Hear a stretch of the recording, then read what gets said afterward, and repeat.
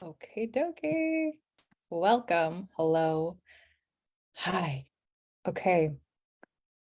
We are going to talk about something so revolutionary today when it comes to understanding and really appreciating the role of high sensitivity. So, I'm going to share with you a completely new perspective of looking at it that will help you to come to see it as this really kind of amazing gift that is actually so natural and so necessary as part of like just the grand kind of cosmic order of things, if you will. It's coming to see it through the lens and perspective of nature and nature's energies and the elements.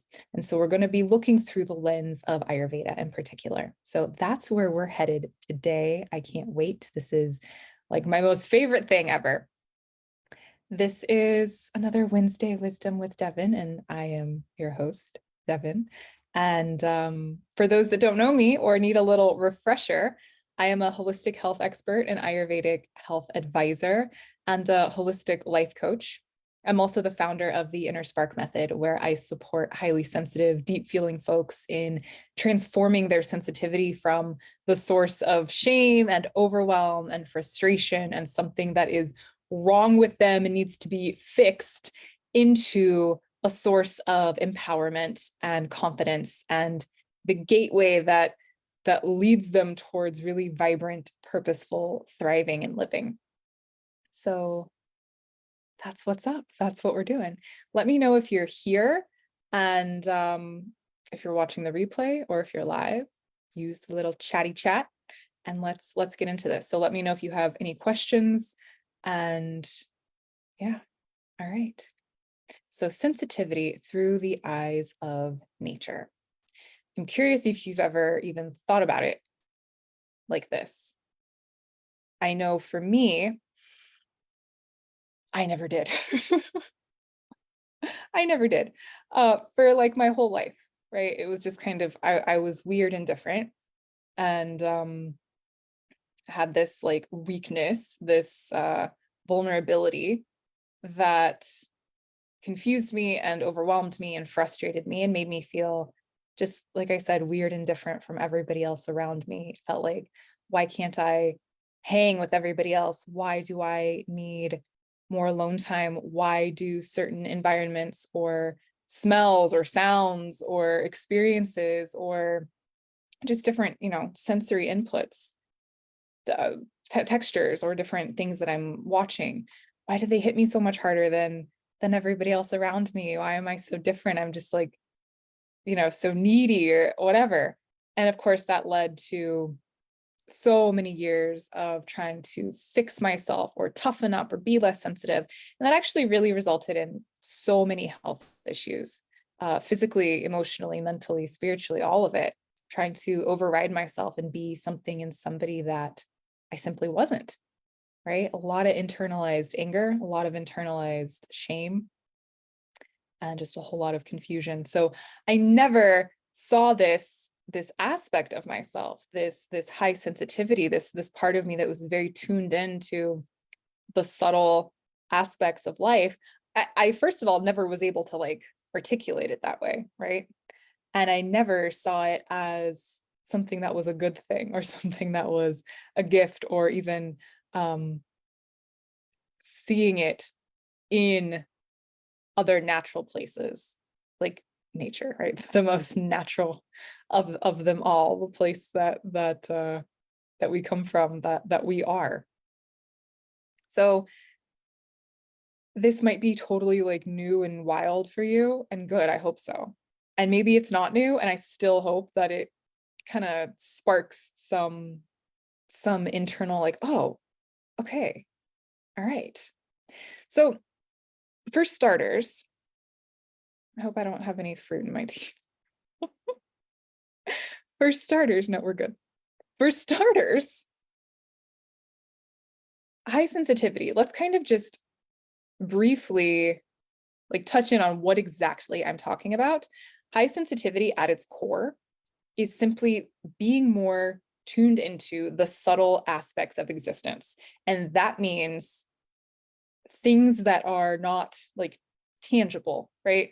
So being more tuned into the energetics, or just like those more subtle, nuanced things that other people may overlook. So we can think of things existing on like the spectrum, right? Of like subtle to gross, subtle to tangible. So we're just simply more tuned into these subtle aspects.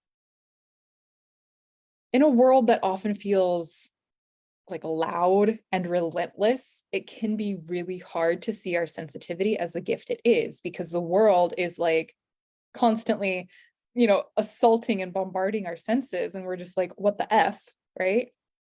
And we also feel so different from everybody else. So it's like, okay, geez, not only am I just like this black sheep weirdo, but I also just am having a hard time being in this modern world that is loud and chaotic and overwhelming and relentless. And so this leads to, the frustration and the shame and the overwhelm. But the trait of high sensitivity is just an expression of a natural, beautiful variation in human beings that echoes in the very patterns of nature. Okay. So let's play, right? Imagine a feather. All right, a beautiful feather, peacock feather, whatever feather comes to you. I have some feathers over on my altar that are a little out of reach, but I've got a hawk feather over there and a vulture feather. And so just imagine a feather, any feather you want to. High sensitivity is a lot like this, okay? This feather. As a person with high sensitivity, much like a feather, you're more susceptible to the subtle currents of air that others might not even notice. And so again, as you're tracking with me, I'm talking literally, and I'm also talking like metaphorically and energetically. So the air is metaphorical air and also literal air. We're more susceptible to the subtle currents that others might not even notice. So every breeze or gust affects you. The sounds, the lights, the emotions, they all seem to touch you more directly than others who don't have as many feathers. Okay. So if we can picture, like a pig, right?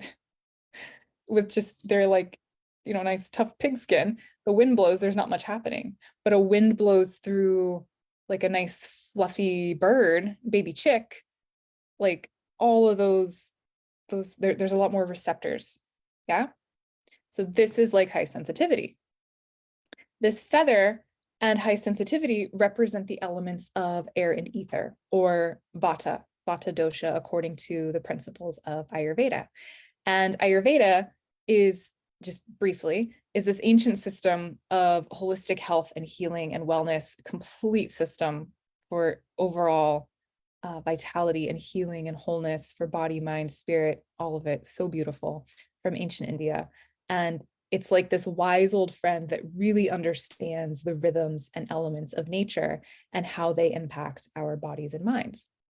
And so in Ayurveda, everything is made up of 5 elements of earth and water and fire and air, or ether, or air and ether. I'm sorry, 5 elements.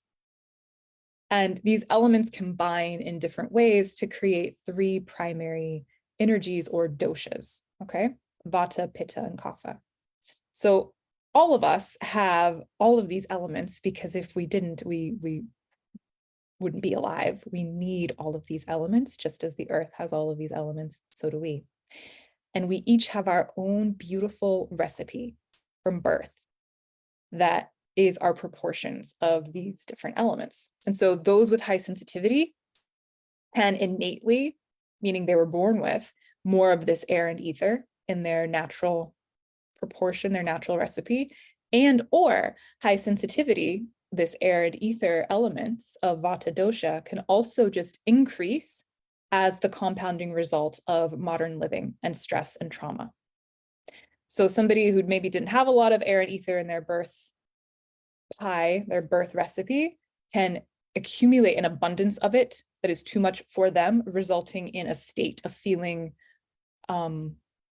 of high sensitivity, and all of the ways that high sensitivity shows up, through anxiety, restlessness, trouble sleeping, all of these different ways, overthinking, really, really sensitive to energies and the subtle and ungrounded, scattered, spacey, etc.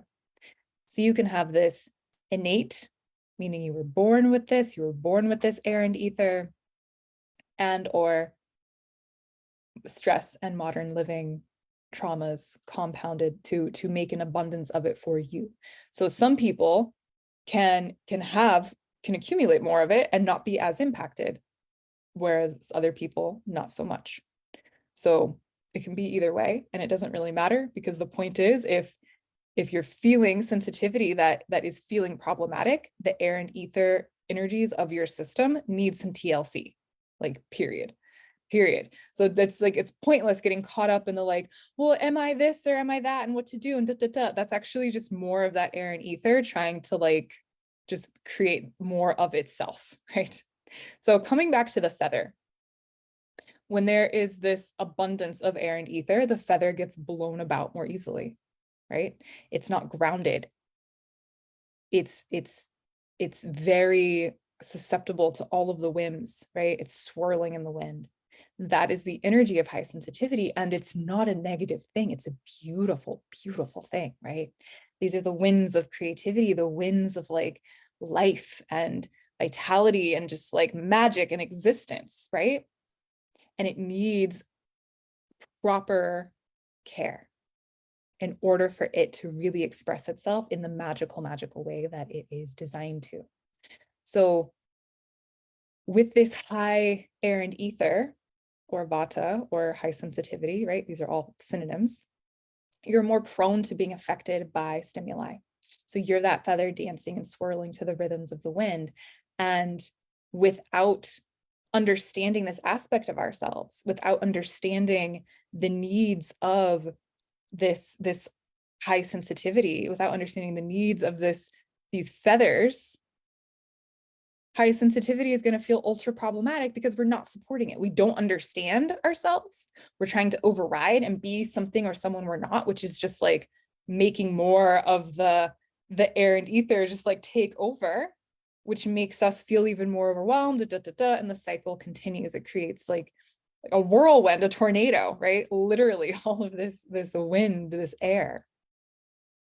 So by coming to understand, we can then move on to properly supporting and then embracing this gift and using it fully, and all of the magic and wonder that it brings to our lives and the lives of those around us. So when we can see ourselves, what gets in the way of this, right, of really understanding, supporting, and embracing is this shame that I talked about in the beginning, right? Like, I'm so different, I don't know what to do. And so when we can really come to see this highly sensitive aspect of ourselves, just like feathers and just like the elements of air and ether, we're like, wow, okay, I'm just part of nature. I'm just expressing nature and the miracle of life in this way. I have lots of air and ether. And how freaking awesome is that? And you're able to see this high sensitivity as a completely natural part of existence. And it just needs a little different care than, say, somebody with more mud, right? Those earth and water people. Do you know those people in your life? I'm blessed to be married to one, and the way that we complement each other is so beautiful, right? He grounds and brings some moisture and weight with that water and that earth to all of my air and ether. And conversely, I bring him some of that lightness when he can get into the heaviness of the earth, right? The mud is heavy. So by aligning with nature's rhythms and energies, we can cultivate truly an environment where our sensitivity can thrive.